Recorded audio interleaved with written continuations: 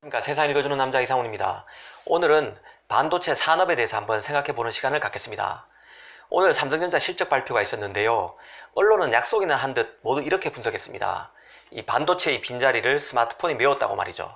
그도 그럴 것이 스마트폰 영업이익이 전분기 대비 87% 증가한 2조 9,200억 원을 올렸습니다. 갤럭시 노트 10과 중가 모델인 갤럭시 A 시리즈의 판매 호조, 그리고 미국 제재로 인한 중국 하웨이 부진 등이 겹친 데 따른 것인데요.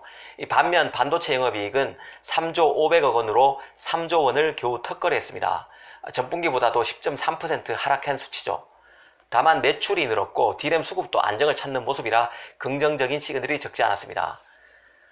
그런데 제가 오늘 드리고 싶은 말씀은 따로 있습니다. 이 반도체의 빈자리를 스마트폰이 메웠다는 표현이 맞는지 시비를 걸고 싶습니다. 사실 스마트폰이 잘 팔리는 데는 메모리가 혁혁한 공을 세우고 있기 때문입니다. 이 스마트폰이 혼자 잘나서 이런 실적을 올린 것처럼 평가하는 것은 반도체가 들으면 섭섭할 수 있는 얘기입니다. 그렇지 않습니까? 갤럭시 폴드, 갤럭시 노트 등 고성능 폰이 잘 팔린다는 얘기는 스마트폰의 두뇌 격인 AP 칩이 폰 성능을 뒷받침해준다는 뜻이죠. 그리고 중저가 모델이 잘 팔린다는 얘기는 메모리 회사들이 엄청난 데이터 저장 능력에 비하면 가격이 너무나 저렴한 메모리를 무리 없이 공급할 수 있기 때문입니다. 즉 메모리 회사가 없으면 스마트폰의 성공은 애시당초 꿈도 못 꾼다는 뜻이죠. 이런 맥락을 이해한다면 반도체의 빈자리를 스마트폰이 메웠다고 쉽게 말하기 어렵습니다. 이 말이 맞다면요, 역으로 스마트폰의 빈자리를 반도체가 메워줬다는 말도 맞다는 생각이 듭니다. 이런 얘기를 한 김에 반도체 산업의 특징에 대해서 한번 생각해 보고자 합니다. 이 반도체 산업의 가장 큰 특징은 무엇일까요? 제가 보기엔 바로 독과점입니다. 업종별로 적게는 한두 개, 많게는 두세 개 회사가 시장 대부분을 잡아먹고 있습니다. 메모리만 봐도 그렇습니다. 삼성전자, SK하이닉스, 마이크론이 D램 시장의 95% 이상을 먹고 있습니다. 낸드도 비슷한데요. 삼성, 도시바, 마이크론, 하이닉스 4강 체제입니다. 이 파운드리는 더 심합니다. 대만의 TSMC가 시장 전체의 50%를 장악하고 있습니다.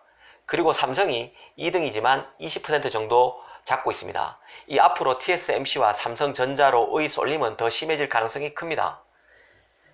이렇게 경쟁에서 생존한 기업들은 높은 전문성과 기술 장벽으로 후발주자들이 감히 넘보기 어려워졌습니다. 중국 메모리 업체들이 삼성을 제칠 수 있을까요? 제가 보기에는 가능하지 않습니다. 지금 메모리 시장은 과거 일본이 1등하던 시절 우리가 현해탄을 오가면서 어깨너머로 공정을 베껴서 따라잡던 시절과는 너무나 달라졌습니다. 공정이 400개가 넘습니다. 하나같이 미세화되고 복잡해졌습니다. 인간의 눈, 카메라가 카피할 수 있는 수준을 넘어섰다는 뜻입니다. 더구나 메모리 산업은 대규모 장치 산업입니다. 이제는 싫든 좋든 메모리행 막차는 역을 떠난 상태라고 볼 수 있을 것 같습니다. 그렇다고 파운드리는 다를까요? 마찬가지입니다. 이미 TSMC, 삼성전자만 10나노 이하 미세 공정을 할 수 있습니다. 중국의 SMIC, 대만의 UMC, 미국의 글로벌 파운드리 모두 넘보기엔 너무 늦어버렸습니다. 사실 다른 분야도 비슷합니다. 누가 반도체 설계 자산을 90%나 확보한 영국의 암에 도전할 수 있을까요? 그런데 여기서 이런 질문을 한번 던져볼 필요가 있을 것 같습니다. 이 반도체 시장 곳곳에서 독과점이 나타나고 있지만 소비자들은 이 독과점으로 피해를 보고 있을까요? 아니면 편익을 보고 있을까요? 경제교과서는 독과점이 생기면 새로운 경쟁자의 시장 진입을 막아서 기업이 가격을 올리게 되고 이런 전액을 일삼게 되기 때문에 결국 소비자가 피해를 볼 것이라고 말합니다. 하지만 반도체 시장을 보면요, 그게 그렇게 간단하지 않습니다. 사실 반대로 움직여왔다 해도 과언이 아닌데요. 우리는 흔히 모바일 혁명을 이끈 애플이 혁신 기업이고 대단하다고 말합니다. 하지만 메모리 기업이 없었다면 모바일 혁명이란 애초에 가능하지도 않았습니다. 그 많은 데이터를 처리할 수 있는 엄청난 성능의 메모리를 아주 싼 가격에 공급하는 메모리 기업이 있었기에 이 손안의 혁명, 모바일 혁명이 가능했다는 뜻입니다. 이 메모리 업체들은 독과점을 향해서 경쟁 업체를 죽이는 치킨 게임을 마다하지 않았습니다. 치킨 게임이 뭡니까?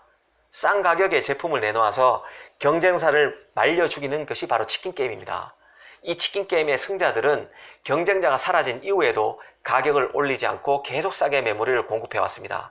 그 편익을 소비자가 보고 있는 것이죠. 이 반도체 산업은 규모의 경제가 어떤 것인지 제대로 보여준다는 생각입니다. 그리고 독과점이 교과서와 달리 소비자의 편익을 극대화해 줄 수 있음도 보여줍니다. 이 독과점의 메모리 회사가 주는 편익은 여기에서 그치는 것이 아닙니다. 이 싼 가격에 IT 기기가 보급돼서 이제는 소프트웨어 기업들이 아이디어 하나만 갖고 비즈니스를 도모할 수 있게 됐습니다. 모두 반도체 기업들이 값싸고 고효율의 하드웨어를 지속적으로 대형 소프트웨어 회사에 그리고 소비자 디바이스에 공급할 수 있게 가능한 것이죠. 지금 한국의 메모리 업체들은 또 다른 독과점 회사들인 구글, 마이크로소프트, 아마존 등의 회사에 대규모로 메모리를 공급하고 있습니다. 만약 구글, 아마존 같은 회사들이 계속해서 커지면 어떤 생각을 하게 될까요?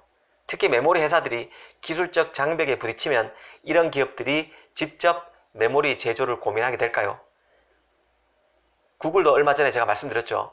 알파고에 들어가는 NPU 일종인 TPU 칩을 직접 설계했다고 말씀드렸습니다. 이런 것들을 항시 생각할 필요가 있을 것 같습니다. 이제는 반도체에서 승리한 그들만의 리그에서 생존한 그들이 또 다른 생존 게임을 벌이고 있다는 생각이 듭니다. 이 마지막으로 애플 관련 소식도 전해드리겠습니다. 애플이 내년에 8천만 대 이상의 신형 5G 아이폰을 출시할 것이라는 소식입니다. 니케이에서 확인한 기사인데요. 예상대로 5G 통합칩 대신에 AP칩과 모뎀칩을 각각 넣는다고 합니다. 모뎀칩은 퀄컴으로부터 받고 AP칩은 애플이 직접 설계해서 TSMC에서 제조하게 되죠. 애플이 생각보다 많은 규모의 5G 폰을 내놓음에 따라 5G 모멘텀이 제대로 뜰 가능성이 더욱 커졌습니다. 지금까지 애플 실적도 생각보다 좋습니다. 저렴한 모델로 카메라 모양이 인덕션을 닮았다는 비아냥을 들었던 아이폰 11의 판매도 예상보다 괜찮습니다.